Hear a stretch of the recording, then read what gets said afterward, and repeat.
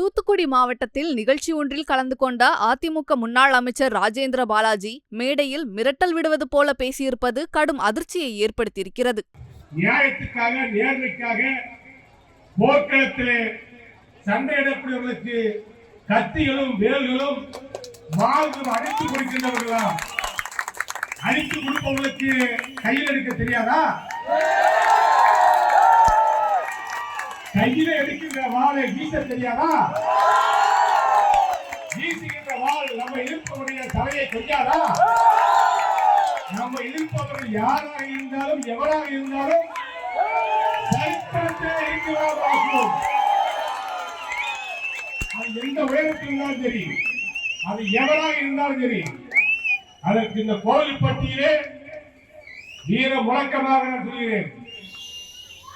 நம்மை நம்புகிறவருக்கு நாம் உயிர் கொடுப்போம். நம்மை ஏமாற்ற நினைத்தால், நம்மளை ஒதுக்க நினைத்தால், நம்மளை ஓரங்கட்டு நினைத்தால் அதற்கான விலையை சம்பந்தப்பட்டவர்கள் கொடுக்க வேண்டி வரும் என்பதை உணர்த்துகின்ற வகையிலே நம்முடைய பயணம் இருக்க வேண்டும், நம்முடைய ஒற்றுமை இருக்க வேண்டும்.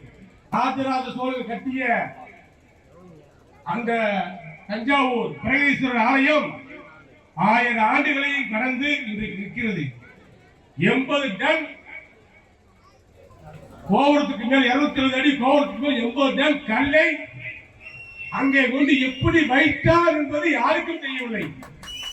ராஜராஜ சோழன் சொன்னார், செய்தது யார்? ஒரு சிற்பி. செய்திகளை உள்ளது உள்ளபடி தெரிந்து கொள்ள ரெஃப்ளெக்ட் நியூஸை சப்ஸ்கிரைப் பண்ணுங்க.